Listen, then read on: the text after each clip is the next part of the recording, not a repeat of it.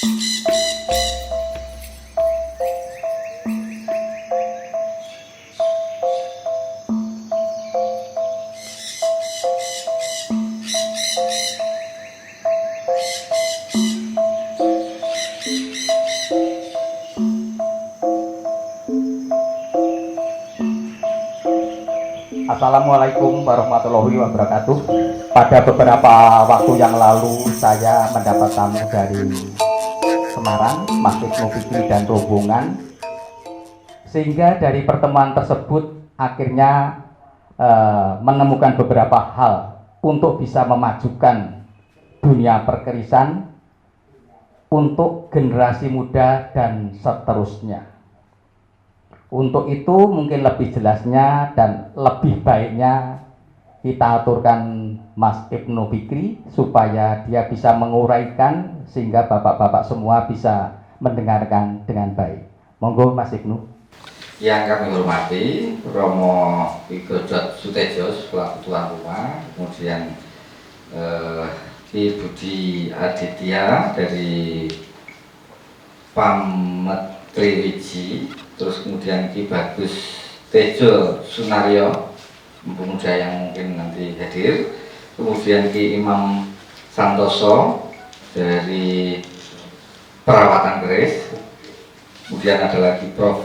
Dr. Amus Setiadi, penulis keris, kemudian yang kami hormati pula Ki Nilo Suseno Largangsir, kemudian Ki Suseno pemerhati keris, Pak Mahmud El Kadri, dan bapak-bapak yang belum bisa kami sebutkan satu persatu. Yang pertama,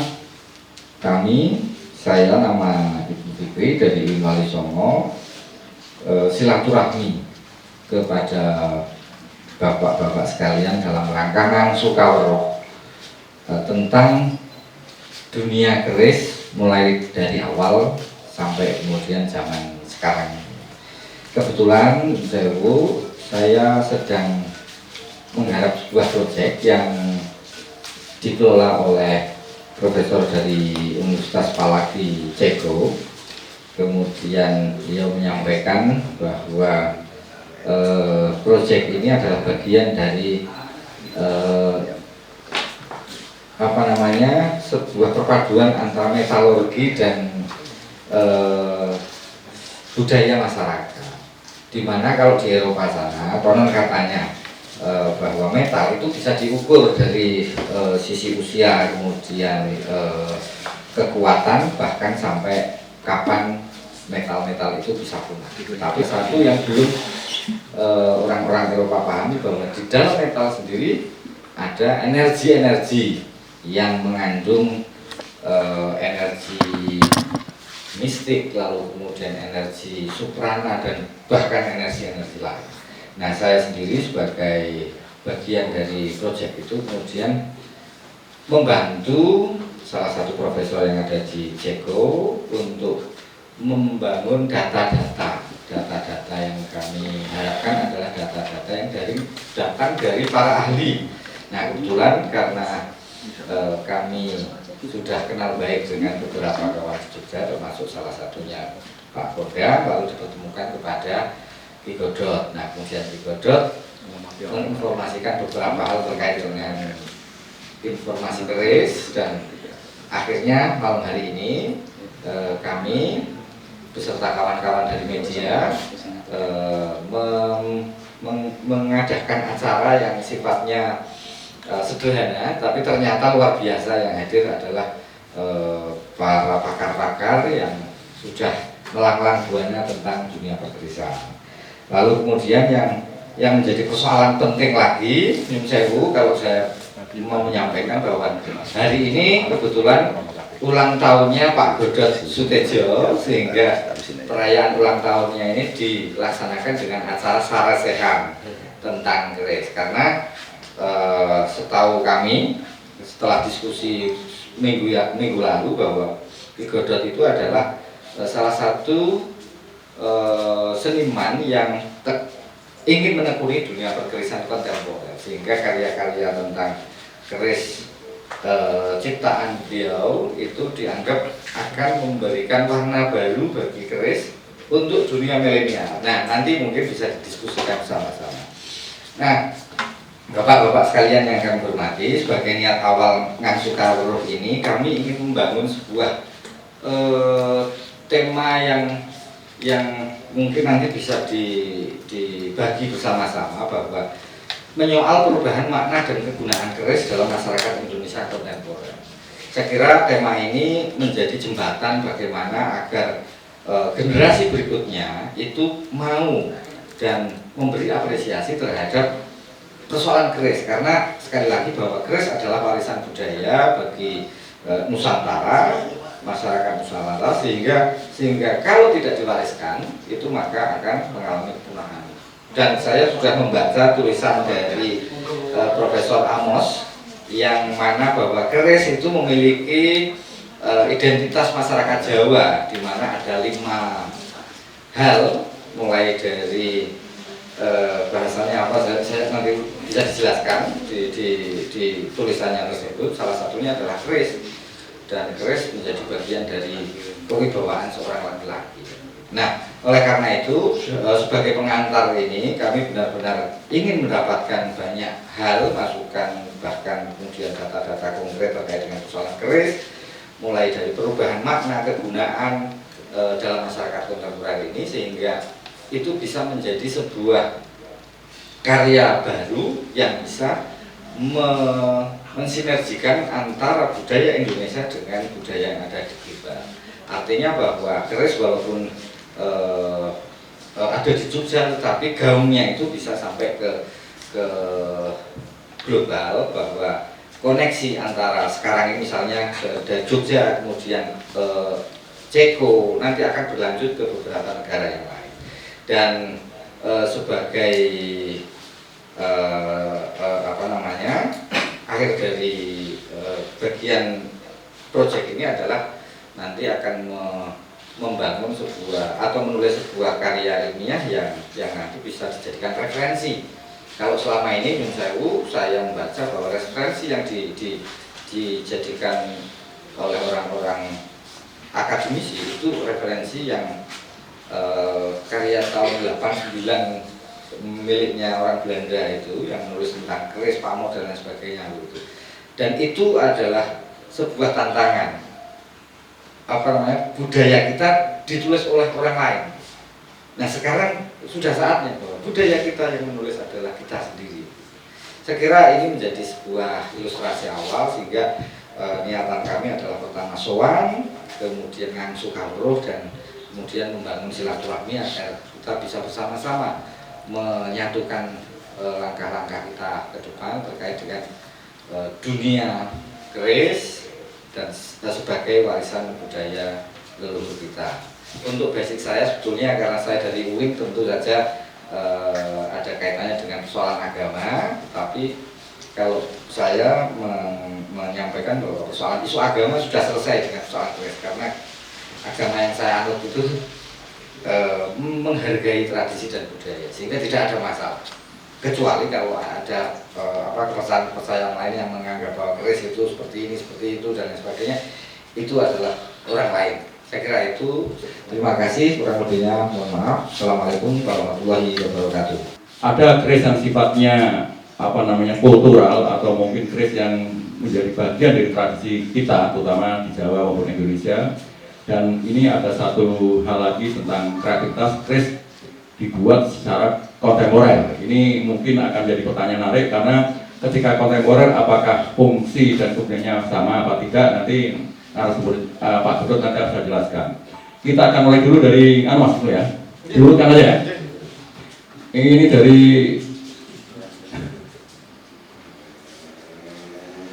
Komunitas Pematri Wiji. Pamitri Wiji. Ini mungkin kita akan mendengar bagaimana penjelasan tentang Pamitri Wiji ini tentang dunia perkerisan. Kita mohonkan Pak Ibu Si Aditya bisa menjelaskan kepada kami semua, biar kami semua bisa paham terhadap dunia perkerisan. Monggo Pak. Assalamualaikum warahmatullahi wabarakatuh.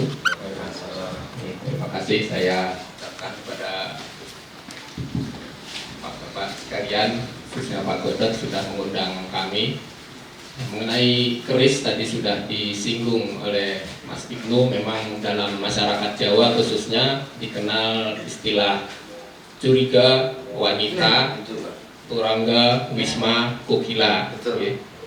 Jadi seorang pria Jawa tidak lengkap bila belum mempunyai 5 hal ini. Ya.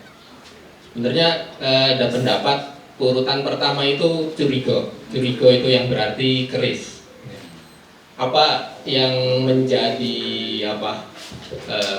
pertimbangan mengapa itu menjadikan hal yang utama? Nah, keris itu merupakan perlambang sifat kandel istilahnya kalau bagi orang Jawa. Sifat kandel itu berarti untuk peneguh jati diri seseorang. Jadi sebelum seorang pria beranjak dewasa tentu dia harus mempunyai suatu kepercayaan diri. Dalam ini dapat diwujudkan dengan sebilah keris, karena dalam sebilah keris itu ada tertuang apa yang menjadi harapan dari pemiliknya, dan itu juga melambangkan kalau keris itu adalah keris-keris pusaka warisan, juga dapat melambangkan keturunan, siapa dari mana dia berasal, apakah dia rakyat biasa atau bangsawan. Kemudian dari perabotnya juga mencerminkan status pemakainya, ya. Jadi keris ini memang berperan sentral dalam dalam kehidupan pria Jawa khususnya di masa lalu, karena dapat menjadikan inspirasi bagi dirinya sendiri khususnya. Kemudian setelah itu ada turangga. Turangga itu artinya kuda. Kuda itu dapat berarti alat transportasi atau mobilitas. Jadi seorang pria harus mempunyai mobilitas. Kemudian ada wisma. Wisma itu ada rumah. Rumah itu merupakan kediaman. Kalau di masa lalu bentuk rumah itu juga menentukan status seseorang. Apakah rumah itu arsitekturnya misalnya Panggampe atau arsitekturnya Joglo berupa dalam, itu sudah jelas menentukan status sosialnya si pemilik rumah. Kemudian ada wanita. Wanita itu artinya istri. Seorang pria tidak lengkap kalau belum beristri. Dan terakhir adalah kukilo. Kukilo itu burung atau manuk. Biasanya perkutut ya kalau orang Jawa. Nah, itu melambangkan hobi. Jadi kalau dalam kehidupannya jangan selalu bekerja terlalu keras atau apa, tapi harus meluangkan waktu untuk bisa menikmati hidup gitu ya. Demikianlah kelengkapan seorang pria Jawa ya, yang harus dipenuhi kehidupannya. Namun demikian kalau kita memandang filosofi keris itu tetap mulai dari masa lalu hingga masa kini, tentu itu terasa naif ya, karena keris itu sejarahnya sudah berlangsung ya mungkin sekitar 1000 tahun ya sekitar 1000 tahun sejarah kemunculan keris itu sendiri, walaupun tidak identik dengan zaman besi, karena sudah keris timbul setelah zaman besi perkasaan. Dan keris itu sendiri sebenarnya bentuknya tentu membawa diilhami oleh agama Hindu. Tapi sepanjang perjalanannya, walaupun bentuk keris itu tidak banyak berubah, khususnya keris-keris klasik, namun maknanya mengalami pergeseran sesuai dengan keyakinan dan kepercayaan masyarakat Jawa. Jadi di keris itu kalau kita kita memotong pra-Islam dengan sesudah Islam, tentu ada perbedaan. Ya, misalnya bagian gonjo itu bagian paling bawah berbentuk seperti cicak.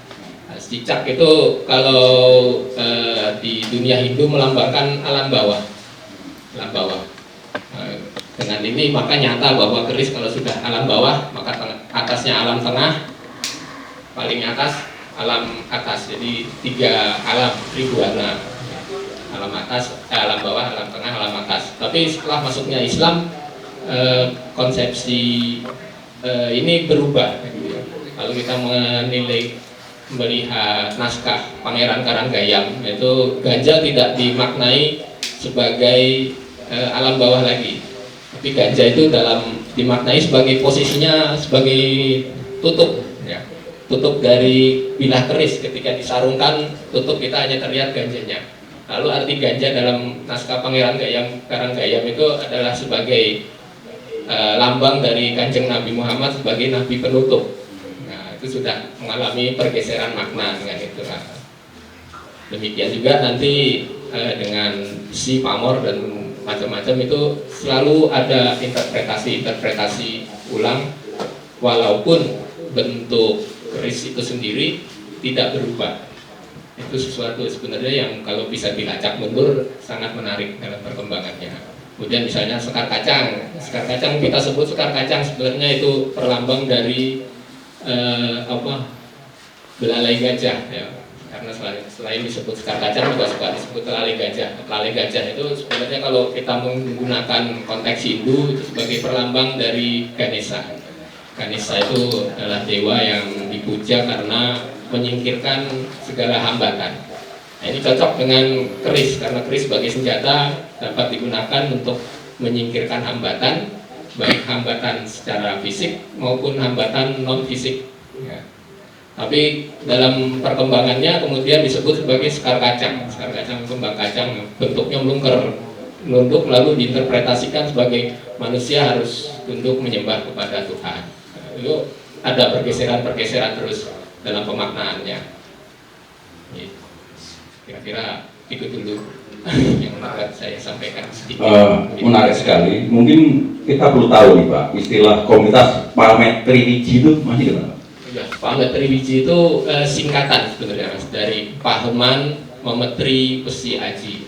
Paheman itu dapat diartikan sebagai perkumpulan lepas atau paguyuban, perkumpulan.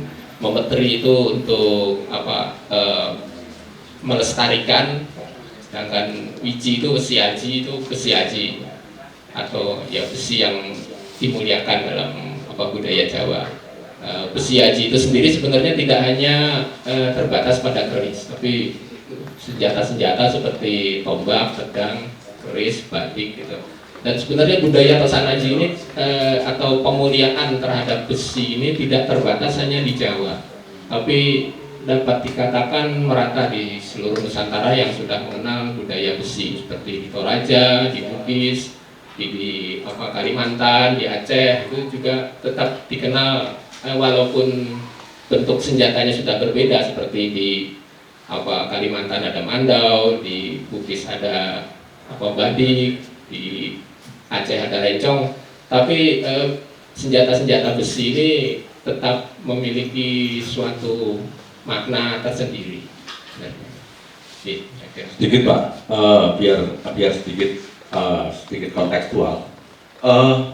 Kenapa keris sebagai senjata demikian ketatnya atau demikian banyaknya diberikan simbol-simbol filosofi maupun perlambangan? Ini mungkin bisa dijelaskan sejarahnya, apa itu terkaitan dengan lingkungan kulturalnya atau filosofi keyakinannya atau bagaimana? Kok senjata sampai dibebani segala filosofi estetika demikian besar itu Pak? Ya memang dari berbagai Tosanaji yang ada di Jawa khususnya, puncaknya itu pada keris, ya. Diletakkan di keris, kenapa? Karena keris itu ageman maksudnya dipakai sehari-hari. Karena dibawa dalam keseharian, tentu apabila kita ingin meletakkan suatu doa, suatu harapan, itu diletakkan ke sesuatu yang selalu kita bawa sehari-hari. Sebenarnya peletakan makna-makna ini tidak hanya pada keris, ya, kalau di budaya Jawa, bisa juga pada kain, seperti kain batik. Nah, kain batik juga kan mengandung doa harapan, seperti Wahyu Tumurun, misalnya Sido Mukti dan lain-lain dan sebagainya. Tapi kalau kita merunut ke belakang, ke zaman Hindu Buddha, zaman Empu Empu, sebenarnya yang menjadi sebab besi itu mendapatkan posisi yang mulia itu pertama memang dari pembuatnya itu yaitu empu itu memiliki kedudukan yang tinggi. Kemudian juga dari proses peleburan besinya, karena kalau kita ketahui dalam siklus hidup manusia yang sudah sampai agama Hindu, ketika orang meninggal, orang hidup meninggal, lalu ada prosesi ngaben. Jenazah itu dibakar. Jadi sebenarnya dia ngaben itu lalu dilengkapi lagi dengan satu upacara memukur. Jadi ada dua kali pembakaran. Tosan haji besi juga prosesnya 2 kali pembakaran. Pertama dibakar ketika dari biji besi menjadi besi, jadi bahan besi. Lalu proses kedua adalah pengolahan penempakan. Jadi ada pembakaran 2 kali. Nah, padahal biji besi diambil dari tanah. Nah, dalam agama Hindu juga ngaben kadang-kadang tidak ada beberapa jenis ngaben. Jadi ada ngaben yang langsung dibakar kalau secara finansial mencukupi. Ada juga yang tempat dikuburkan. Nah, proses penggalian tanah ini mirip. Jadi dalam persepsi orang zaman dulu, zaman Hindu, peleburan besi itu sama dengan upacara ngaben. Dan itu dapat kita lihat pada relief Candi Sukuh terkenal itu sering. Nah, itu sudah ada artikel jurnal ilmiahnya, Stanley O'Connor yang menulis itu menjelaskan mengapa peleburan besi itu menjadi sesuatu yang suci. Nah, tapi dengan demikian ini juga sebenarnya membawa konsekuensi, karena besi itu suci sejak peleburannya, maka segala objek yang terbuat dari besi dianggap suci. Dan itu sampai sekarang kalau di Bali masih ada upacaranya tumpah landep istilahnya. Itu tidak hanya keris tapi semua peralatan yang dari besi itu masih diupacarain sampai saat ini. Gitu. Kemudian karena empu ini memiliki posisi sebagai setingkat dengan Brahmana, setingkat dengan pendeta, pedanda, bahkan lebih tinggi. Kalau empu itu tidak boleh lunas tirta, nggak boleh ngambil air dari pedanda kalau di Bali. Maka kalau pedanda itu membuat puri, membuat candi atau tempat peribadatan. Nah, kalau empu itu membuat keris. Kesamaannya apa antara keris dengan candi? Nah, tadi sudah kita singgung, ada perlambang dunia bawah, dunia tengah, dunia atas. Itu merupakan konstruksi dari bangunan suci masa Hindu. Dan lalu di dalamnya dibuat macam-macam karena orang datang ke tempat peribadatan tentu ingin berdoa, menyampaikan harapan, mau meminta apa. Nah, kalau keris juga sebenarnya konstruksinya jadi memiliki kemiripan dengan candi itu. Demikian kira-kira. Oke, menarik sekali. Ini sangat luas sekali jabarannya. Ini mungkin bisa dilengkapi lagi yang mungkin sama pada posisi komunitas Largan Gansir. Biar ini komunitas ini mungkin kita akan dengar fungsi kerjanya. Monggo Pak Kiniro Suseno SSI MSI. Monggo Pak dijelaskan tentang ini komunitas Largan Gansir, Pak. Monggo Pak. Ya, teman-teman waktunya, terima kasih untuk kesempatan dilibatkan di forum diskusi kali ini. Ya, sebelumnya saya memperkenalkan diri, nama Nilo Suseno. Saya dari komunitas keris Largansir. Jadi ini sebenarnya perkumpulan ataupun komunitas keris yang baru, jadi masih sangat muda dan memang anggotanya kebanyakan dari kalangan generasi muda, Pak. Dari mahasiswa ataupun alumni mahasiswa gitu. Jadi yang baru lulus ya, di umur-umur ya 20-30-an lah. Nah ini kalau memang khususnya untuk interest atau minat kami di keris ataupun dalam konteks seni estetika yang terkait dengan tosan haji, besi-besi karya ataupun produk kreativitas dari tradisi Nusantara yang hingga saat ini masih kita pelihara, masih kita kita uri-uri. Nah ini dalam konteks generasi sekarang. Nah kalau di sini kami lebih banyak memberikan perhatian pada aspek untuk pengenalan dan juga menggali sumber-sumber pengetahuan, terus literasi. Ini coba kami kompilasikan, kami eksplorasi. Jadi kedepannya kami harapannya adalah menjawab tantangan relevansi keris atau putusan haji secara keseluruhan dalam konteks kehidupan saat ini. Apakah masih fungsional atau tidak? Apakah hanya sekedar untuk semacam artefak saja, terus semacam peninggalan arkeologis, peninggalan sejarah. Nah, tantangannya adalah apakah keris ini masih fungsional dalam konteks era kekinian, menjawab permasalahan-permasalahan ataupun tantangan yang terjadi di zaman sekarang, ataupun nanti mungkin di zaman-zaman ke depan atau masa ke depan, apakah juga masih relevan, masih dibutuhkan. Kami ada prinsip bahwa kebudayaan itu adalah inherent dengan kebutuhan yang ada pada masyarakat saat itu. Pasti mampu menjawab permasalahan yang ada. Kalau itu tidak mampu menjawab, tentunya nanti akan ditinggalkan. Kebudayaan itu sudah layu dan tidak mungkin akan berkembang lagi.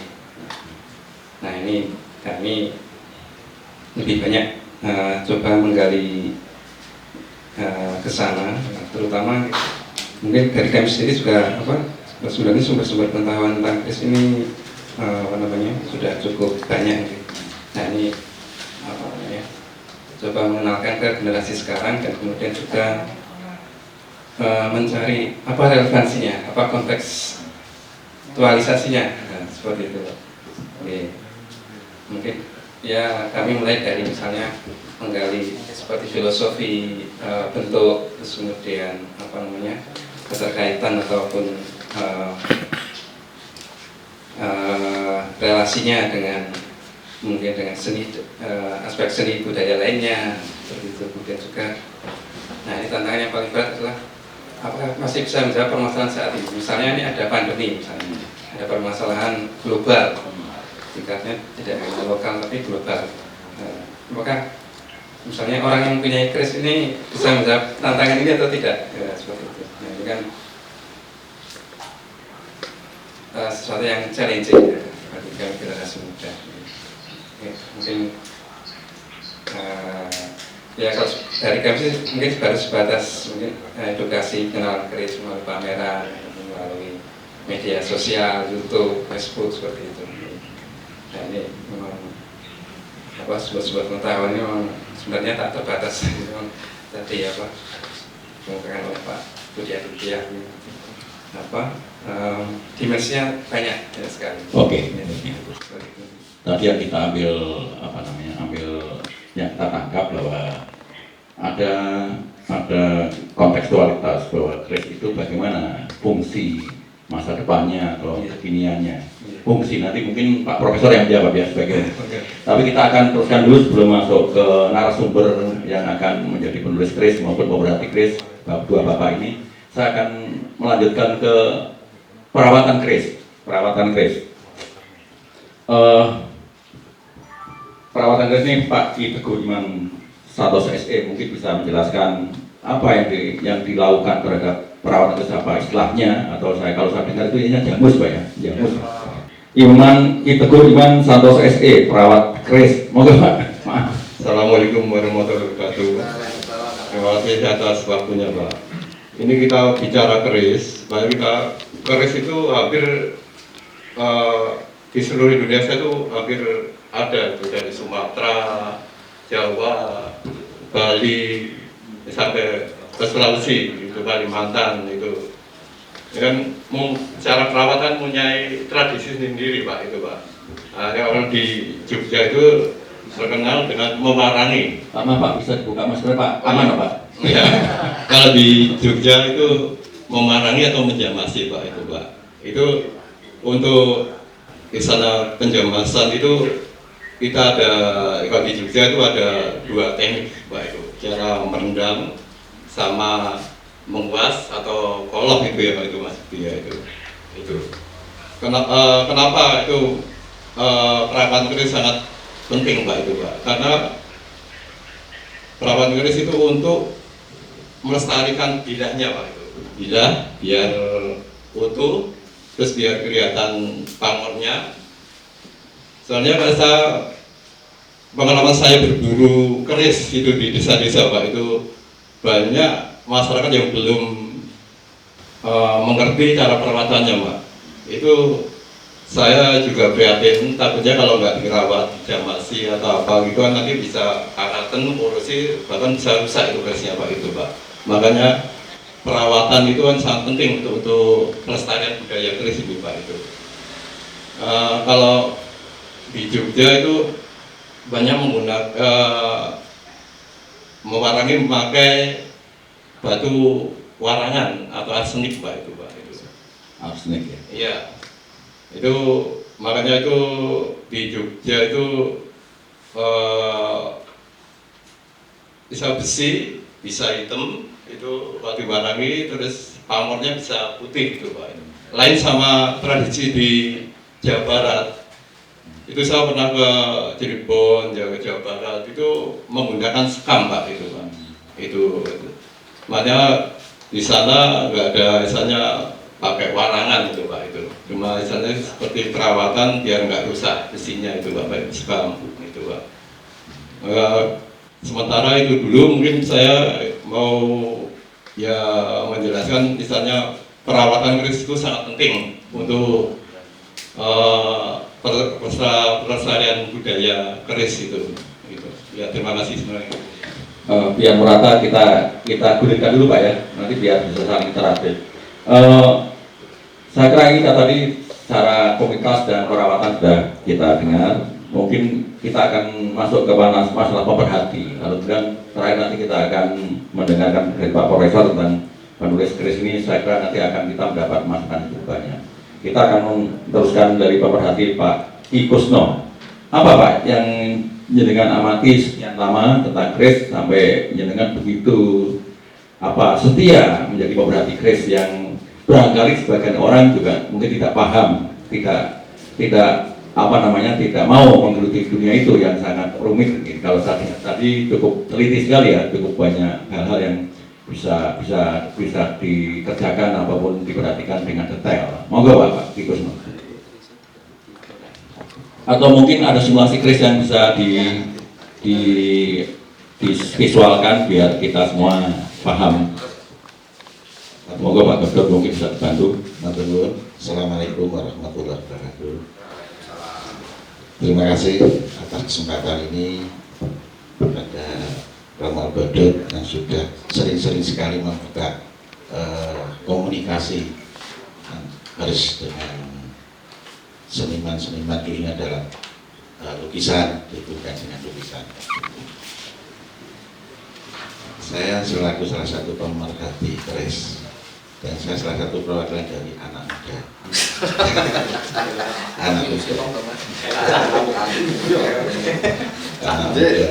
Masih muda Pak. Masih muda.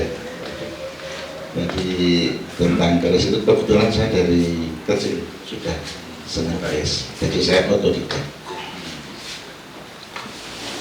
Saya selalu mengikuti, kadang-kadang mengikuti antara semua paguyuban. Kemudian di Jogja itu ada beberapa paguyuban. Nah ini kesempatan bagus sekali untuk sebagai edukasi kepada masyarakat khususnya Kalijodo. Nah salah satu paguyuban yang sepuh itu adalah Pamutri Wiji. Yang perkembangan juga ada lagi Matikata, terus ada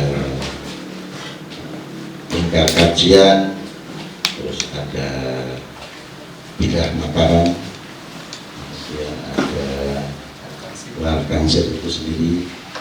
Nah ini Jogja sangat membuka untuk membedah salah satunya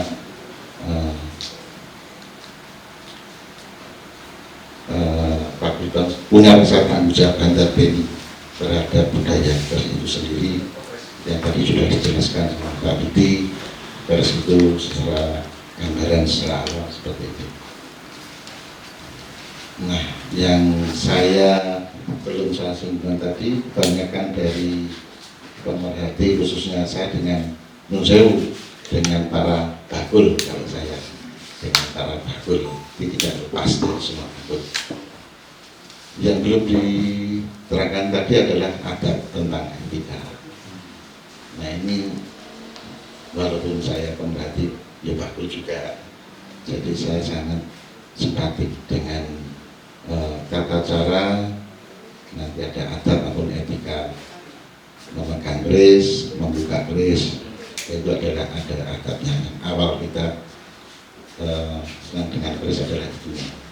Jadi nanti bisa dijelaskan dengan Pak Budi, nanti salah satu nanti saya ajarkan keris. Kebetulan saya membawa keris dari Mataram, jadi itu ada keris zaman HP7, HP5, kemudian ada keris Cirebon dan ada keris Mojopahit. Ada beberapa keris yang ditampilkan di sini. Nanti kita dengan buatan satu-satu nanti kita diskusikan dengan beberapa tokoh-tokoh keris. Termasuk ini Mas Teguh sebenarnya bukan perawatan, dia sudah melarang Buana sampai Belanda sampai dia juga Pak Budi Adijan. Nah, ini keris tadi ada serba sosial. Nah, Nun Sewu kalau saya para matur, kalau di keraton itu ada Nun Sewu namanya Kanjeng Kiai Aswa Kanjeng Kiai Ageng. Nanti punya Kanjeng Kiai, terusnya Kiai gitu. Nah, ini salah satu kalau yang Kanjeng Kiai ada di keraton. Dan untuk Kanjeng Kiai biasanya masuk dalam diserahkan ke warisnya atau seorang warisnya, Nah, ini saya kebetulan saya dulu sampaikan ke HP7. Ya. Nah, ini Nun Sewu, ini adalah keris era HP7, zaman HP7. Kayaman Jakarta, Ronggo Timo, adanya adalah Nyamel, teternya Kayuman, mendaknya Menikan, ada Melipat ya, Melipat. Dan penduknya penduk Suara. Nah, suaranya penduknya yang betul di Kemalut hijau. Nah, ini nanti saya rundingkan apa saya diskusikan dengan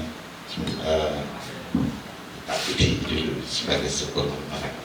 Saya berikan.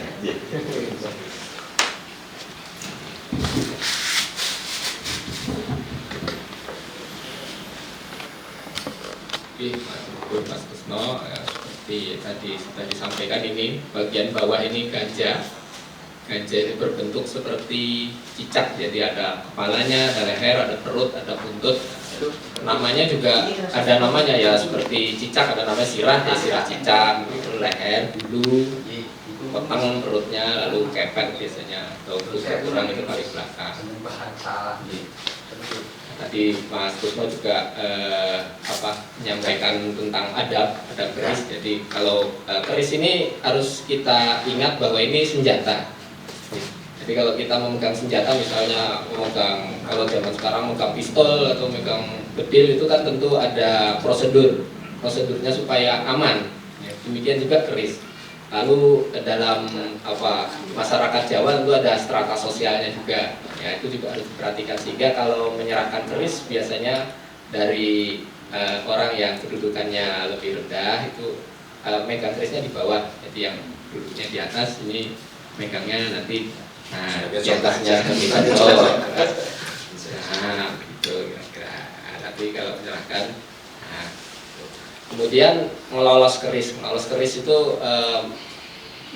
melepas keris dari warangkanya, jadi dibedakan dengan menghunus. Jadi kalau menghunus itu ya ditarik aja lalu ada niatan dia digunakan sebagai senjata ya. Nah, ini supaya menghindari kecurigaan karena ini kan senjata. Jadi memang ada caranya, maksudnya tata caranya tradisi adat supaya terlihat sopan. Yang pertama diangkat ke atas, lalu untuk melepasnya, nah ini ditekan menggunakan jempol atas, lepas, lepas dipegang, lalu yang bergerak itu warangkanya. Jadi bukan bilahnya yang ditarik, tapi warangkanya yang ditarik. Kemudian setelah dilolos, diangkat sedikit, ini sebagai bentuk penghormatan kepada pemilik keris dan juga empu pembuatnya. Lalu baru kita lihat, kita periksa ini kebetulan keris loop. Ini mas, loop bisa kita hitung. Cara menghitung loop itu bisa dari yang legok ke dalam atau yang keluar. Ya. Biasanya kalau saya yang pakai yang luar. 1, 2, 3, 4, 5, 6, 7, 8, 9, 10, 11. Keris loop 11 dengan perabot seperti ini, lengkap ini ya biasanya disebut sapu pinten, dapur. Dapur itu bentuk bilah. Bentuk bilah itu ditentukan oleh lurus atau loop, kemudian jumlah rician. Ini istilahnya rician, tadi sekar kacang misalnya, lalu sogokan, gereneng, sebelah sini ada serawean, ada jalen, ada lambe gajah dan sebagainya, ada sekitar 20-an rician. Tapi dalam satu keris tidak selalu ada 20 rician, bisa cuma dia pakai satu, misalnya keris lurus hanya ada pejetan, lalu nama dapurnya apa? Brojol. Lalu ada keris yang 2 rician, keris lurus ada pejetannya, ada tikel alisnya, namanya tilam upi. Jadi setiap perubahan rician itu mengubah nama bentuk bilah. Karena itu bentuk bilah ada, kalau pakom lama 50-an, kalau yang ada beberapa pakom sampai ratusan juga.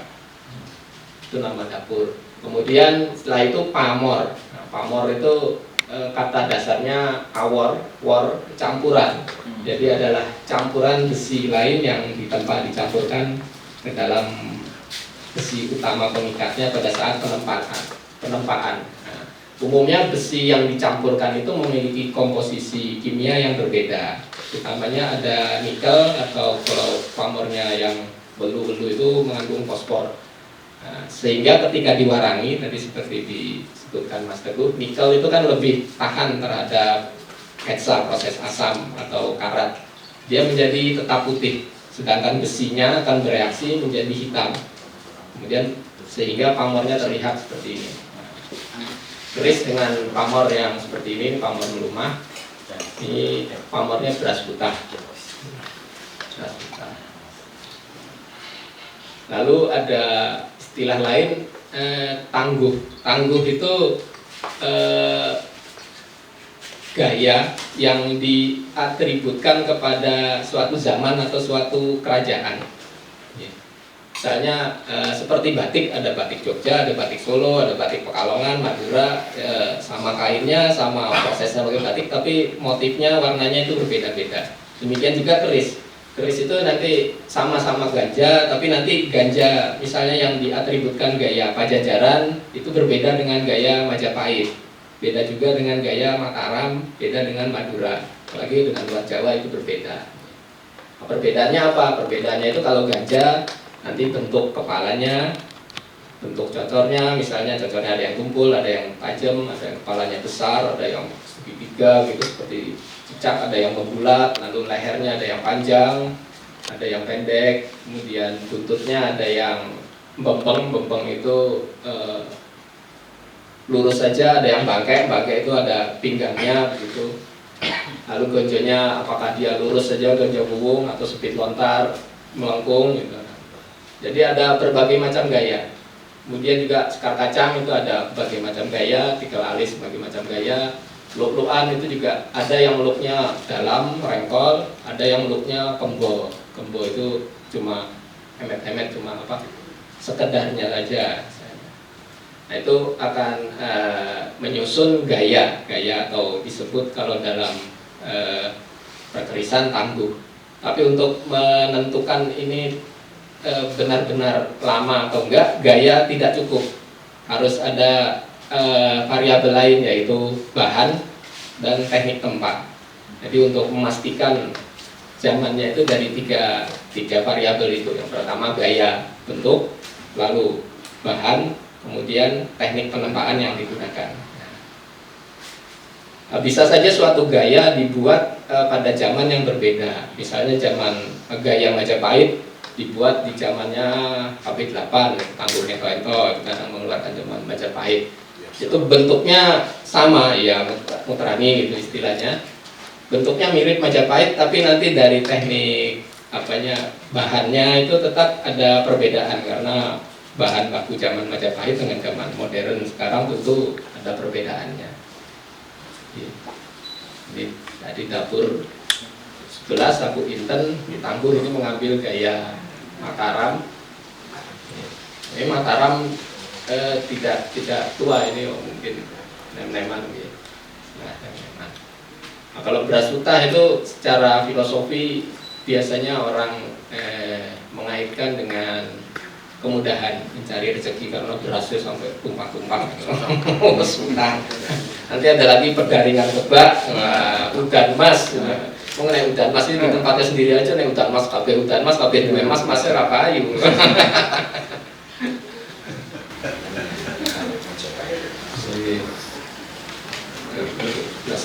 Sapu Inten itu biasanya dikaitkan dengan kreativitas, ya, kreativitas dan kewirausahaan. Konon kabarnya ketika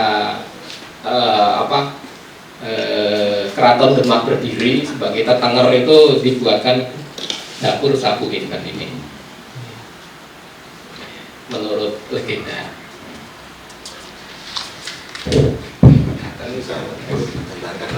Penjelasan tadi ada beliau menjelaskan salah satu dapur bentuk hanya ada refleks lebar ini tidak ada mojokan dan ada mojokan juga dengan aturan buat kita diskusikan. Ya,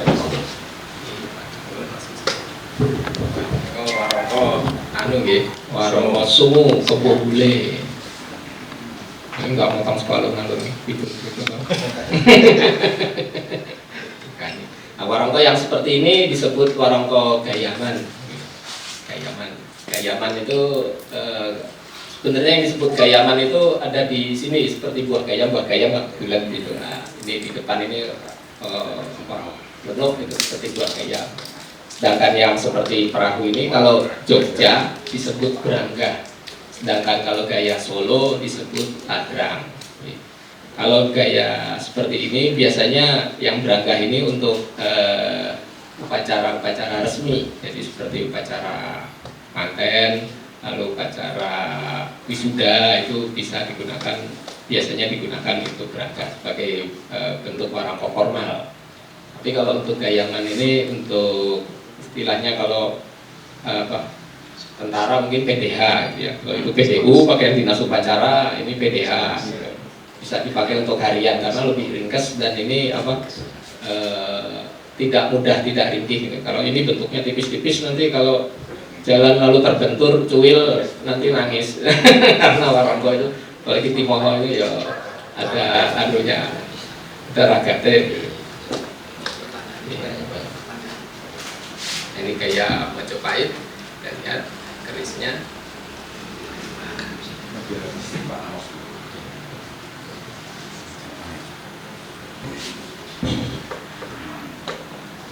Nah, ini seperti yang tadi saya sampaikan, perinciannya sangat sederhana. Hanya ada satu ini gelumbangan, lalu ada odo-odo. Odo-odo ini ada seperti gigir ini, seperti lidi itu, satu odo-odo. Kalau tidak salah dapurnya adalah muwuk. Sedangkan pamornya, nah ini keris tanpa pamor. Jadi keleng, sebutnya keleng, isinya padat, bagus. Nah, kalau keleng lalu interpretasinya apa? Interpretasinya tidak tentu. Kalau di buku itu tidak tentu, harus ada penelitian lebih lanjut karena tidak dibaca tidak dapat dibaca dengan mudah.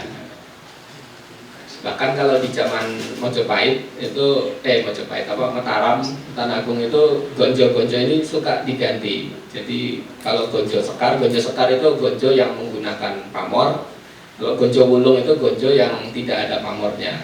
Di zaman Tanah Agung itu keris tertentu dilepas gonjo aslinya, gonjo sekar diganti gonjo wulung. Maksudnya untuk menyembunyikan pamornya apa, dapurnya apa. Dapur masih bisa tertebak dari gonjo, tapi pamor kalau gonjo wulung dia tidak bisa tertebak karena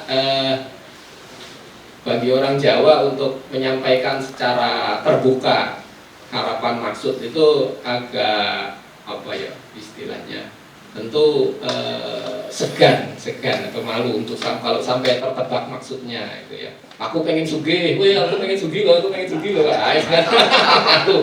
Apalagi pamornya belarak, aku pengen jadi pejabat, malah orang dicoblos gitu.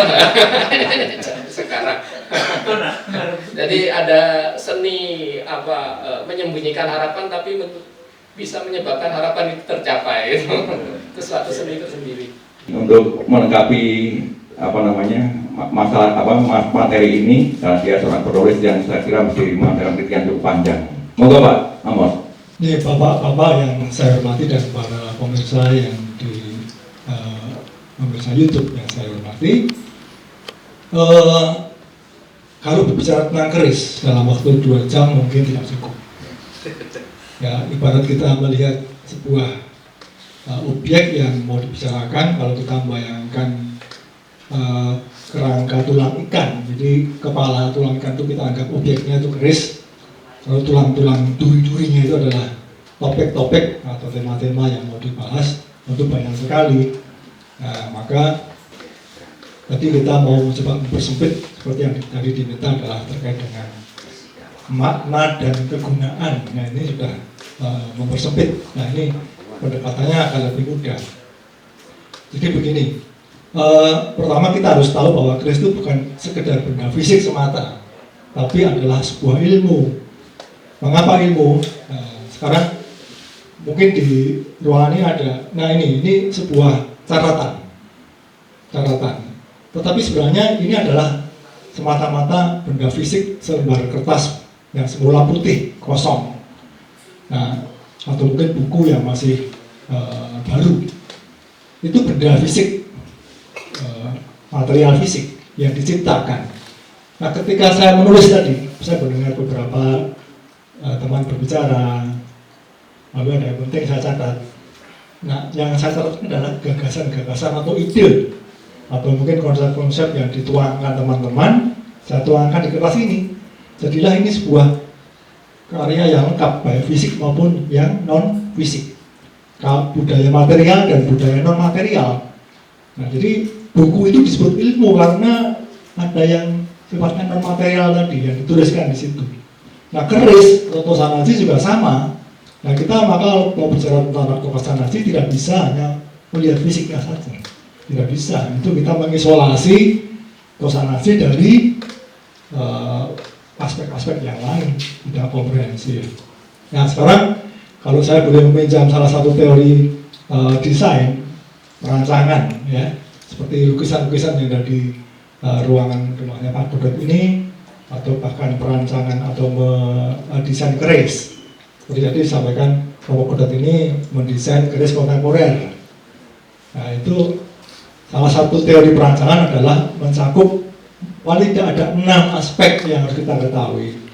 Nah, ini nanti ketika kita memasyarakatkan keris ke masyarakat dalam berbagai lapisan kalangan, dari mulai anak-anak yang sudah dewasa, dari yang belum paham sampai yang sudah pernah belajar, tentu mengikuti aspek-aspek yang perlu perhatikan tadi. Nah, 6 aspek dalam merancang keris atau perancangan secara umum maksud saya, tapi juga berlaku untuk merancang keris, itu adalah yang pertama adalah kegunaan atau fungsi, atau dalam bahasa Latin disebut utilitas.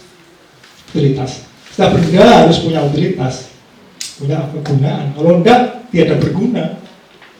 Kalau poin ini diciptakan ya ada gunanya. Kertas tadi juga ada. Tadi Romo Budi mengatakan senjata.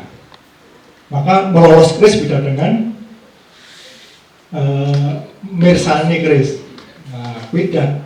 Melolos keris langsung aja cabut, menghunus, itu senjata memang. Itu pertama kali. Aspek pertama adalah utilitas atau kegunaan. Bahwa nanti ada peran-peran lain, nanti kita bisa bicarakan pada aspek yang berikutnya. Nah, pertama kegunaan.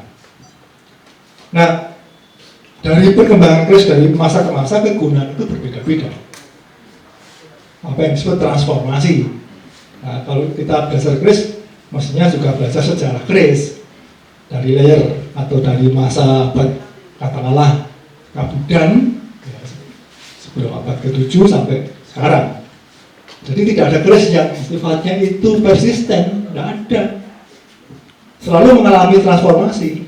Tadi disampaikan keris HB7 dengan HB5 bisa berbeda. Ada perbedaannya maksud saya, ada perbedaannya. Dengan Majapahit, dengan yang paling tua mungkin yang keris Budan. Artinya ada transformasi, jadi tidak ada yang persisten. Maka betul mau merancang keris kontemporer, memang keris mengalami evolusi. Itu yang pertama. Nah, ini kita sudah masuk ke faktor kedua.